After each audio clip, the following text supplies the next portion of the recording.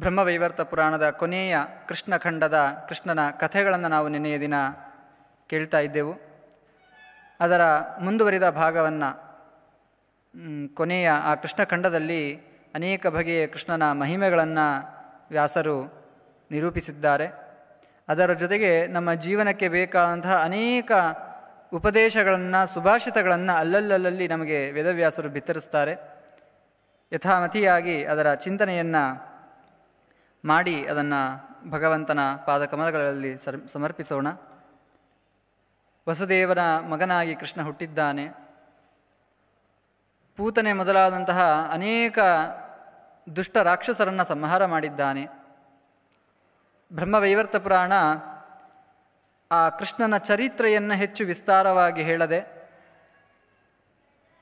ಅದರ ಹಿನ್ನೆಲೆಗಳನ್ನು, ಅನೇಕ ರಾಕ್ಷಸರು ಬರ್ತಾರೆ, ಅವರು ರಾಕ್ಷಸರಾಗಲಿಕ್ಕೆ ಇದ್ದಂತಹ ಹಿನ್ನೆಲೆ ಏನು, ಅಥವಾ ಅವರನ್ನು ಭಗವಂತ ಸಂಹಾರ ಮಾಡ್ತಾನೆ, ಭಗವಂತನ ಸಂಪರ್ಕ ಆಗ್ತದೆ ಅಂತ ಹೇಳಿದರೆ ಅವರಲ್ಲಿ ಯಾವ ರೀತಿಯಾದಂತಹ ಯೋಗ್ಯತೆ ಇತ್ತು, ಹೀಗೆ ಆ ಹಿನ್ನೆಲೆಗಳ ಆಧಾರದಲ್ಲಿ ಸಂಕ್ಷಿಪ್ತವಾಗಿ ಕೃಷ್ಣನ ಅನೇಕ ಚರಿತ್ರೆಗಳನ್ನು, ಮಹಿಮೆಗಳನ್ನು ನಿರೂಪಿಸ್ತಾ ನಮ್ಮ ಜೀವನಕ್ಕೆ ಬೇಕಾದಂತಹ ಅನೇಕ ಅಂಶಗಳನ್ನು ವೇದವ್ಯಾಸರು ನೀಡುತ್ತಾ ಇದ್ದಾರೆ.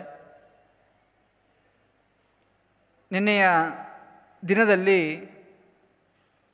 ಆ ಯಜ್ಞ ಪತ್ನಿಯರನ್ನು ಅನುಗ್ರಹ ಮಾಡಿದಂತಹ ಕೃಷ್ಣನ ಚರಿತ್ರೆಯನ್ನು ನೋಡಿದ್ದೆವು. ರಾಧೆಯನ್ನು ವಿವಾಹವಾಗಿ ರಾಧಾ ಕೃಷ್ಣರ ಸಂಗಮದ ಚರಿತ್ರೆಯನ್ನು ಬ್ರಹ್ಮವೈವರ್ತ ಪುರಾಣ ನಿರೂಪಣೆ ಮಾಡಿತ್ತು. ಅದರ ಮುಂದಿನ ಭಾಗವಾಗಿ ಕಾಳಿಯ ಮರ್ದನ ಕೃಷ್ಣನ ಮಹಿಮೆಯನ್ನು ತುಂಬ ಸುಂದರವಾಗಿ ನಿರೂಪಣೆ ಮಾಡ್ತಾ ಹೋಗ್ತಾರೆ. ರಾಮಕೃಷ್ಣರು ಆಟವಾಡ್ತಾ ಇದ್ದಾರೆ. ಆ ಸಂದರ್ಭದಲ್ಲಿ ಆ ಯಮುನೆಯ ಮಡುವಿನಲ್ಲಿ ಕಾಳಿಯ ಸರ್ಪ ಇದ್ದಾನೆ. ಆ ಕಾಳಿಯನನ್ನು ನಿಗ್ರಹ ಮಾಡಬೇಕು ಅಂತ ಕೃಷ್ಣ ಆ ಮಡುವಿನಲ್ಲಿ ಮುಳುಗಿದ್ದಾನೆ. ಮುಳುಗಿ ಆ ಕಾಳಿಯನನ್ನು ಮರ್ದನ ಮಾಡಿದ್ದಾನೆ. ಅವನಲ್ಲಿದ್ದಂತಹ ಎಲ್ಲ ಅಹಂಕಾರವನ್ನು ಕೂಡ, ನನ್ನನ್ನು ಯಾರೂ ಕೂಡ ನಿಗ್ರಹಿಸಲಿಕ್ಕೆ ಸಾಧ್ಯ ಇಲ್ಲ ಅಂತ ಹೇಳಿ ಆ ನೀರಿನಲ್ಲಿ ತನ್ನ ವಿಷವನ್ನು ಕಾರ್ತಾ ಅನೇಕ ಪಶು ಪಕ್ಷಿಗಳಿಗೆ ಉಪದ್ರವವನ್ನು ಮಾಡ್ತಿದ್ದ. ಆ ಉಪದ್ರವಕ್ಕೆ ಕಾರಣವಾದಂತಹ ಅವನ ಅಹಂಕಾರವನ್ನು ಮರ್ದನ ಮಾಡಿ ಅವನನ್ನು ಅನುಗ್ರಹ ಮಾಡಿದ್ದಾನೆ. ಇಲ್ಲಿಯೂ ಕೂಡ ಆ ಕಾಳಿಯ ಆ ಯಮುನೆಯ ಮಡುವೆಯಲ್ಲಿ ಇರುವುದಕ್ಕೆ ಏನು ಹಿನ್ನೆಲೆ, ಅದೆಲ್ಲವನ್ನು ಕೂಡ ವಿಸ್ತಾರವಾಗಿ ನಮಗೆ ಭಾಗವತವೂ ಕೂಡ ಅದನ್ನು ನಿರೂಪಣೆ ಮಾಡ್ತದೆ. ಆ ಕಾಳಿಯ ಆ ಮಡುವಿನಲ್ಲಿ ಯಾಕೆ ಇದ್ದ ಅಂತ ಹೇಳಿದ್ರೆ, ಒಮ್ಮೆ ನಾಗಗಣಗಳಿಗೂ ಮತ್ತು ಗರುಡನಿಗೂ ಒಂದು ಒಪ್ಪಂದ ನಡೆದಿತ್ತು. ಗರುಡ ಬಂದು ಎಲ್ಲ ನಾಗಗಳನ್ನು ಕೂಡ ತನ್ನ ಆಹಾರದ ರೂಪದಲ್ಲಿ ಸಂಹಾರ ಮಾಡಬೇಕಾದ್ರೆ ಆ ಎಲ್ಲ ನಾಗಗಳು ಕೂಡ ಪ್ರತಿಯೊಬ್ಬರೂ ಒಂದೊಂದು ದಿನ ಒಬ್ಬೊಬ್ಬರು ನಿಮಗೆ ಆಹಾರವಾಗ್ತೇವೆ, ನಮ್ಮೆಲ್ಲರನ್ನೂ ಕೂಡ ಸಂಹಾರ ಮಾಡಬೇಡ ಅಂತ ಒಂದು ಒಪ್ಪಂದವನ್ನು ಮಾಡಿಕೊಂಡಿರ್ತಾರೆ. ಅದಕ್ಕನುಗುಣವಾಗಿ ಪ್ರತಿದಿನ ಒಬ್ಬೊಬ್ಬ ಸರ್ಪ ಆ ಗರುಡನಿಗೆ ಆಹಾರವಾಗಿ ಹೋಗ್ತಾ ಇದ್ದ. ಹೀಗೆ ಒಂದು ದಿನ ಕಾಳಿಯನಿಗೆ ಆ ಸರದಿ ಬಂದಿದೆ. ಆ ಕಾಳಿಯನು ಆಹಾರದ ರೂಪದಲ್ಲಿ ಹೋಗಬೇಕು. ಶೇಷಾಗ್ನೇಯ ನಾಗಗಣಾ ಪ್ರತಿ ಸಂವತ್ಸರಂಭಿಯ ಕಾರ್ತಿಕೀ ಪೂರ್ಣಿಮಾಯಾಂತೂ ಕುರುವಂತಿ ಗರುಡಾರ್ಚನಂ. ಆ ನಾಗಗಣದ ಅಗ್ರಜ ಎನಿಸಿದಂತಹ ಶೇಷದೇವರ ಆಜ್ಞೆಯಂತೆ ಪ್ರತಿ ವರ್ಷದ ಕಾರ್ತಿಕ ಹುಣ್ಣಿಮೆಯ ದಿನದಂದು ಎಲ್ಲ ನಾಗಗಳು ಸೇರಿ ಗರುಡನ ಪೂಜೆಯನ್ನು ಮಾಡಬೇಕು, ಆ ಗರುಡನಿಗೆ ಆಹಾರದ ರೂಪದಲ್ಲಿ ಸರ್ಪಗಳನ್ನು ಕೊಡಬೇಕು ಅಂತ ಒಂದು ಒಪ್ಪಂದವನ್ನು ಮಾಡಿಕೊಂಡಿರ್ತಾರೆ. ಆ ಸರದಿಯಲ್ಲಿ ಈ ಕಾಳಿಯನಿಗೆ ಪೂಜೆಯನ್ನು ಮಾಡುವ ಅವಕಾಶ ಬಂದಿದೆ. ಆದರೆ ಈ ಕಾಳಿಯ ತಸ್ಯ ಪೂಜಾಂಚ ಕಾಳೀಯ ನಚಕಾರ ಅತ್ಯಹಂಕೃತಃ, ಅಹಂಕಾರದಿಂದಾಗಿ ಅವನು ಪೂಜೆಯನ್ನು ಮಾಡುವುದಕ್ಕೆ ಒಪ್ಪಿಕೊಳ್ಳುವುದಿಲ್ಲ. ಆ ಗರುಡನಿಗೆ ಆಹಾರವನ್ನು ನೀಡುವ ವ್ಯವಸ್ಥೆಯನ್ನು ಕೂಡ ಮಾಡುವುದಿಲ್ಲ.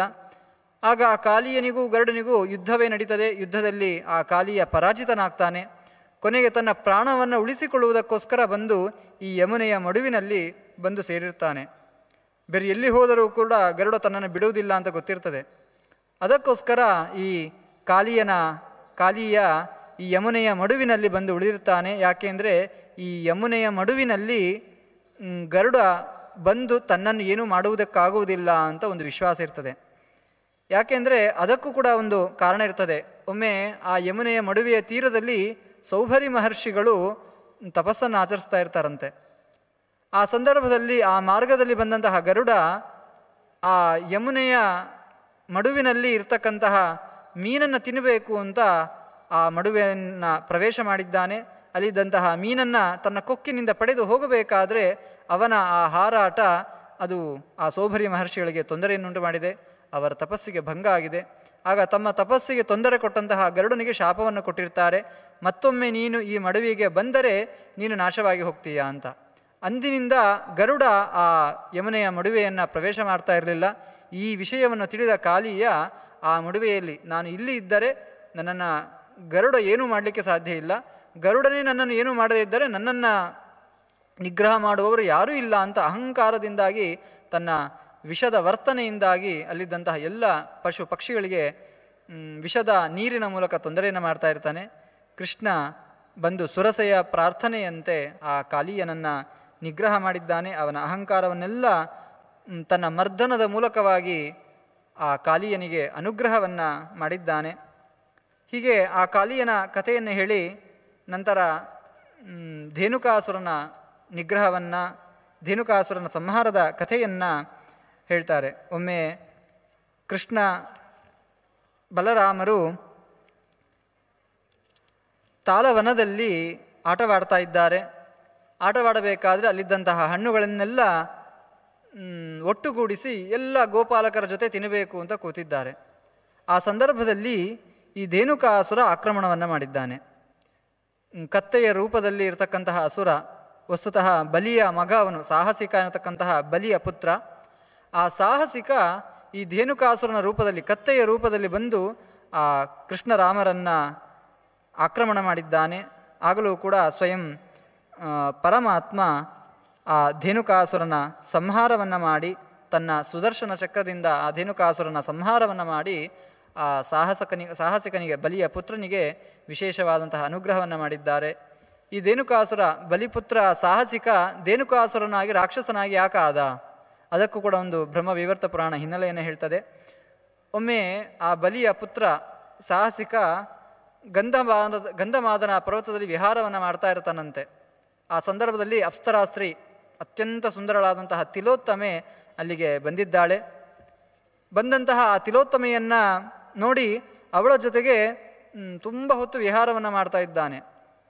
ಪ್ರಾರಂಭದಲ್ಲಿ ತುಂಬ ಸುಂದರವಾದ ಸಂಭಾಷಣೆಗಳನ್ನು ಅವರಿಬ್ಬರಿಗೂ ನಡೀತಾ ಇರತಕ್ಕಂತಹ ಸಂಭಾಷಣೆಯನ್ನು ಹೇಳ್ತಾರೆ.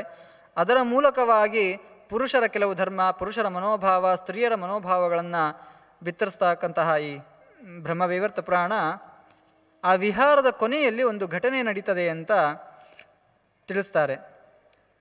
ಆ ಗಂಧಮಾದನದ ಪರ್ವತದಲ್ಲಿ ದೂರ್ವಾಸರರು ತಪಸ್ಸನ್ನು ಮಾಡ್ತಾ ಇದ್ದಾರೆ. ಇವರ ವಿಹಾರ, ಈ ಸಾಹಸಿಕ ಮತ್ತು ತಿಲೋತ್ತಮೆಯ ವಿಹಾರ ಆ ದೂರ್ವಾಸರರ ತಪಸ್ಸಿಗೆ ಭಂಗ ಆಗ್ತದೆ. ತಮ್ಮ ತಪಸ್ಸು ಭಂಗ ಆಗುವುದಲ್ಲ, ಅತ್ಯಂತ ನಿಷ್ಠೂರವಾದ ಬ್ರಹ್ಮಚರ್ಯವನ್ನು ಸಂಪಾದನೆ ಮಾಡಿದ್ದಂತಹ ಆ ದೂರ್ವಾಸರಿಗೂ ಕೂಡ ಒಮ್ಮೆ ಕೆಟ್ಟ ಕಾಮನೆಗಳು ಅವರಲ್ಲಿ ಪ್ರವೇಶ ಆಗ್ತದೆ. ಹೀಗೆ ತಮ್ಮ ಮನಸ್ಸು ಅಶುದ್ಧ ಆಯಿತು, ಕಾಮನೆಗಳು, ಕಾಮ ಎನ್ನತಕ್ಕಂಥದ್ದು ತನ್ನಲ್ಲಿ ಪ್ರವೇಶ ಆಯಿತು, ತನ್ನ ತಪಸ್ಸಿಗೆ ಭಂಗ ಆಯಿತು ಎನ್ನುವ ದೃಷ್ಟಿಯಿಂದಾಗಿ ಆ ಸಾಹಸಿಕನಿಗೆ ಈ ದೂರ್ವಾಸರರು ನೀನು ರಾಕ್ಷಸನಾಗಿ ಹೋಗುವಂಥ ಶಾಪವನ್ನು ಕೊಟ್ಟಿರ್ತಾರೆ. ಅದರ ಪ್ರತಿಯಾಗಿ ಈ ಸಾಹಸಿಕ ರಾಕ್ಷಸನಾಗಿ ಧೇನುಕಾಸುರನಾಗಿ ಬಂದಿದ್ದಾನೆ, ಅವನನ್ನು ಕೃಷ್ಣ ಸಂಹಾರ ಮಾಡಿದ್ದಾನೆ ಎನ್ನತಕ್ಕಂತಹ ಹಿನ್ನೆಲೆಯನ್ನು ಹೇಳ್ತಾರೆ. ಈ ಸಂದರ್ಭದಲ್ಲಿ ದೂರ್ವಾಸರರ ಒಂದು ಚಿಕ್ಕ ಕಥೆಯನ್ನು ಹೇಳ್ತಾರೆ. ಗಂಧಮಾದನ ಪರ್ವತದಲ್ಲಿ ತಪಸ್ಸನ್ನು ಮಾಡ್ತಾ ಇದ್ದರು. ಈ ಸಾಹಸಿಕ ತಿಲೋತ್ತಮೆಯರ ವಿಹಾರವನ್ನು ನೋಡಿ ಅವರಿಗೂ ಕೂಡ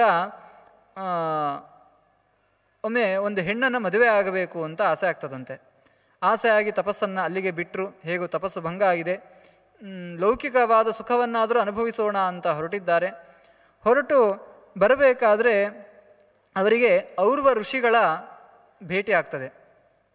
ಭೇಟಿಯಾಗಿ ಅವರ ಜೊತೆ ಮಾತನಾಡಬೇಕಾದ್ರೆ ದೂರ್ವಾಸರು ಹೇಳಿಕೊಳ್ತಾರೆ, ನಾನು ಮದುವೆ ಆಗಬೇಕು ಅಂತಿದ್ದೀನಿ, ಒಳ್ಳೆಯ ಹೆಣ್ಣನ್ನು ಇದ್ದರೆ ತೋರಿಸು, ನಾನು ಅವಳನ್ನು ಮದುವೆ ಆಗ್ತೀನಿ ಅಂತ ಹೇಳಿದಾಗ ಔರ್ವ ಮಹರ್ಷಿಗಳು ತಮ್ಮ ಮಗಳನ್ನೇ ಮದುವೆ ಮಾಡಿಕೊಡ್ತೇನೆ, ವಿಖ್ಯಾತ ಕಂದಲಿ ನಾಮ ಮಮ ಕನ್ಯಾ ಮನೋಹರ, ನನ್ನ ಮಗಳು ಕಂದಲಿ ಅನ್ನತಕ್ಕಂಥದ್ದು ಅವಳ ಹೆಸರು.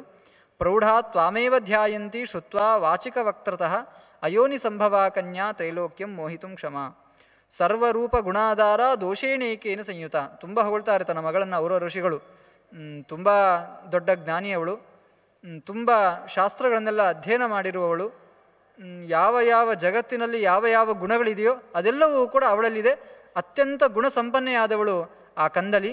ಆದರೆ ಅವಳಲ್ಲಿ ಒಂದೇ ಒಂದು ದೋಷ ಇದೆ, ದೋಷೇಣೇಕೇನ ಸಂಯುತ. ಒಂದೇ ಒಂದು ದೋಷ ಇದೆ, ಅದೇನು ಅಂತ ಹೇಳಿದ್ರೆ ಅವಳು ಎಲ್ಲ ರೀತಿಯ ತಿಳುವಳಿಕೆ ಇದೆ, ತುಂಬ ಬುದ್ಧಿವಂತಳು, ಎಲ್ಲವೂ ಹೌದು. ಆದರೆ ಅವಳು ಕಲಹಪ್ರಿಯೆ. ಅದೊಂದು ಅವಳಲ್ಲಿರ್ತಕ್ಕಂತಹ ದೊಡ್ಡ ದೋಷ. ಯಾರೇ ಸಿಕ್ಕಲಿ, ಯಾರ ಜೊತೆಗೆ ಆಗಲಿ, ಅವಳಿಗೆ ಯಾವಾಗ ನೋಡಿದರೂ ಜಗಳ ಆಡಬೇಕು. ಅಲ್ಲಿ ವಿಷಯ ಇರಲಿ ಇಲ್ಲದೇ ಇರಲಿ, ಕಲಹಪ್ರಿಯೆ, ಅತ್ಯಂತ ಕಲಹಪ್ರಿಯೆ ಅವಳು. ಅದರಿಂದಾಗಿ ವಿಚಾರ ಮಾಡು ಅಂತ ಹೇಳಿದಾಗ ದುರ್ವಾಸರರು ಆಲೋಚನೆ ಮಾಡ್ತಾರೆ. ಅತೀವ ಕಲಹಾವಿಷ್ಟ ಕೋಪೇನ ಕಟುಭಾಷಿಣಿ ನಾನಾಗುಣಯುತಂ ದ್ರವ್ಯಂ ನತ್ಯಜೇತ್ ಏಕದೋಷತಃ. ಯಾವ ಗುಣಗಳು ಇಲ್ಲದೇ ಇದ್ದರೂ ಪರವಾಗಿಲ್ಲ, ಅದು ಇಡೀ ಜೀವನ ಪ್ರತಿಕ್ಷಣವೂ ಅವರ ಜೊತೆಗೆ ಇರಬೇಕಾದಂತಹ ನಾನು ಕಲಹಪ್ರಿಯಳನ್ನು ನಾನು ಮದುವೆ ಆದರೆ ನನ್ನ ಇಡೀ ಜೀವನ ಕಲಹದಲ್ಲೇ ಮುಳುಗಿ ಹೋಗ್ತದೆ, ನಾನು ಮದುವೆ ಆಗುವುದಿಲ್ಲ ಅಂತ ಹೇಳಿದಾಗ ಅವ್ರವ ಋಷಿಗಳು ತುಂಬ ಸಮಾಧಾನ ಮಾಡ್ತಾರೆ. ನೀವು ಹೇಳಿದ್ದು ಸತ್ಯ, ತುಂಬ ಅತೀವ ಕಲಹಾವಿಷ್ಟ, ತುಂಬ ಕಲಹಪ್ರಿಯಳು, ಯಾವ ನೋಡಿದರೂ ಕೋಪ, ಪ್ರತಿಯೊಂದರಲ್ಲಿಯೂ ಕೂಡ ಸಿಟ್ಟು, ಗಲಾಟೆಯನ್ನು ಮಾಡುವವಳು. ಆದರೆ ಅವಳ ಮನಸ್ಸು ತುಂಬ ಶುದ್ಧವಾದದ್ದು, ಯಾವುದನ್ನು ಕೂಡ ದ್ವೇಷ ಮಾಡುವವಳಲ್ಲ. ನಾಳೆ ಮದುವೆ ಆದ ನಂತರ ನಿಮ್ಮ ಜೊತೆಗೆ ಪ್ರತಿನಿತ್ಯ ಗಲಾಟೆ ಮಾಡಬಹುದು, ಆದರೆ ನಿಮ್ಮನ್ನೇ ಯಾವತ್ತೂ ದ್ವೇಷ ಮಾಡುವುದಿಲ್ಲ, ನಿಮ್ಮ ಸಾಧನೆಗೆ ಯಾವತ್ತೂ ಕೂಡ ಭಂಗ ತರುವುದಿಲ್ಲ. ನಿಮ್ಮ ಎಲ್ಲ ಸಾಧನೆಗೂ ಕೂಡ ಅವಳು ಪೋಷಣೆಯನ್ನು ನೀಡ್ತಾಳೆ, ಬೆಂಬಲವನ್ನು ನೀಡ್ತಾಳೆ. ಅದರಿಂದಾಗಿ ನಾನಾ ಗುಣಯುತಂ ದ್ರವ್ಯಂ, ಒಂದು ವಸ್ತುವಿನಲ್ಲಿ ತುಂಬ ಗುಣಗಳಿದ್ದಾಗ ಯಾವುದಾದ್ರು 1-2 ದೋಷಗಳಿದ್ದರೂ ತೊಂದರೆ ಇಲ್ಲ. ಆ ದೋಷಗಳನ್ನು ನಾವು ತಗ್ಗಿಸಿ ಅದರಲ್ಲಿ ಅಷ್ಟು ಗುಣಗಳಿದೆ ಅಂತ ಅದನ್ನು ಸ್ವೀಕಾರ ಮಾಡಬೇಕು ಅಂತ ಹಿರಿಯರು ಹೇಳ್ತಾರೆ. ಅದರಿಂದಾಗಿ ಅವಳಲ್ಲಿ ಆ ಕಲಹಪ್ರಿಯೆ, ಆ ಕೋಪ ಅನ್ನತಕ್ಕಂತಹ ಒಂದು ದೋಷ ಇರಬಹುದು, ಆದರೆ ತುಂಬ ಗುಣಗಳಿವೆ ಅವಳಲ್ಲಿ. ನಿಮ್ಮ ಎಲ್ಲ ಧರ್ಮಕರಿಗೆ ಬೆಂಬಲವನ್ನು ನೀಡ್ತಾಳೆ, ತುಂಬ ದೇವರ ಬಗ್ಗೆ ತಿಳಿದಿದ್ದಾಳೆ, ಶಾಸ್ತ್ರಗಳ ಬಗ್ಗೆ ತಿಳಿದಿದ್ದಾಳೆ, ಧರ್ಮಗಳ ಬಗ್ಗೆ, ಕರ್ಮ ವಿಪಾಕದ ರಹಸ್ಯಗಳನ್ನೆಲ್ಲ ತುಂಬ ಸುಂದರವಾಗಿ ತಿಳಿದಿದ್ದಾಳೆ. ಅವಳ ಜೊತೆಯಲ್ಲಿದ್ದು ನೀವು ಎಷ್ಟು ದೊಡ್ಡ ಯಜ್ಞಗಳನ್ನು ಮಾಡುವುದಾದರೂ ಅವಳು ನಿಮ್ಮ ಬೆಂಬಲಕ್ಕೆ ನಿಂತು ಒಳ್ಳೆಯ ರೀತಿಯಲ್ಲಿ ಧರ್ಮಕರ್ಮಗಳನ್ನು ಮಾಡಿಸ್ತಾಳೆ. ಅದರಿಂದಾಗಿ ಈ ಒಂದು ದೋಷಕ್ಕೆ, ಕೋಪ ಇದೆ ಅನ್ನತಕ್ಕಂತಹ ಒಂದು ಕಾರಣಕ್ಕೋಸ್ಕರ ಅವಳನ್ನು ಬಿಡಬೇಡಿ, ನೀವು ಮದುವೆ ಆಗಿ ಅಂತ ಓರ್ವ ಮಹರ್ಷಿಗಳು ತುಂಬ ಸಮಾಧಾನ ಮಾಡಿ ಹೇಳ್ತಾರೆ. ವ್ಯವಧಾನಂ ತಪಸ್ಯಾಯ ಸತತಂ ಮೋಹ ಕಾರಣಂ. ಯಾಕೆ ಅಂದರೆ ಈ ಒಂದು ದೋಷ ಇದೆ ಅಂತ ಇವಳನ್ನು ಬಿಟ್ಟು ನಾಳೆ ಮತ್ತೊಂದು ಹೆಣ್ಣನ್ನು ಮದುವೆ ಆಗಬೇಕು ಅಂತ ಹೋಗ್ತೀರಾ, ಅವಳಲ್ಲೂ ದೋಷ ಇಲ್ಲದೆ ಇರಲಿಕ್ಕೆ ಸಾಧ್ಯ ಇಲ್ಲ. ದೋಷ ಇಲ್ಲದೆ ಇರತಕ್ಕಂತಹ ಒಬ್ಬನೇ ಒಬ್ಬ ವ್ಯಕ್ತಿ, ಅದು ಪರಮಾತ್ಮ ಮಾತ್ರ. ಭಗವಂತ ಬಿಟ್ಟರೆ ಎಲ್ಲರಲ್ಲಿಯೂ ಯಾವುದಾದ್ರೂ ಒಂದು ರೀತಿಯ ದೋಷ ಇರ್ತದೆ. ಅಂಥದ್ರಲ್ಲಿ ನೀವು ಮತ್ತೊಬ್ಬರನ್ನು ಮದುವೆ ಆದರೆ 4, 5, 10, 100 ದೋಷಗಳಿರಬಹುದು. ಇವಳಲ್ಲಿ ಒಂದೇ ಒಂದು ದೋಷ. ಅದರಿಂದಾಗಿ ಆ ಒಂದು ದೋಷವನ್ನು ಸಹಿಸಿಕೊಂಡು ನೀವು ವಿವಾಹ ಆಗಬೇಕು ಅಂತ ಹೇಳಿದಾಗ ತುಂಬ ಆಲೋಚನೆ ಮಾಡ್ತಾರೆ. ಹೌದು, ನಾನು ಯಾರನ್ನು ಮದುವೆ ಆದರೂ ದೋಷ ಇದ್ದದ್ದೇ. ಮನುಷ್ಯ ಎಂದ ನಂತರ ಅದು ಋಷಿಗಳಾಗಲಿ ದೇವತೆಗಳಾಗಲಿ ಭಗವಂತ ಅಲ್ವಾ.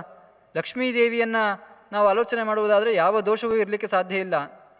ಆದರೆ ಯಾವುದೇ ದೇವತೆ ಆಗಿರಬಹುದು, ಯಾವುದೇ ಋಷಿಗಳಾಗಿರಬಹುದು, ಯಾವುದೇ ಮನುಷ್ಯರಾಗಿರಬಹುದು, ದೋಷಗಳು ಹೆಚ್ಚು ಕಡಿಮೆ ಅನ್ನುವಂಥದ್ದು ಬಿಟ್ಟರೆ ದೋಷ ಇರುವುದು ಸಹಜ. ಇವಳಲ್ಲಿ ಒಂದೇ ದೋಷ ಅಲ್ವಾ, ಇವಳನ್ನು ಮದುವೆ ಆಗೋಣ ಅಂತ ಒಮ್ಮೆ ಆಲೋಚನೆ ಮಾಡ್ತಾರೆ.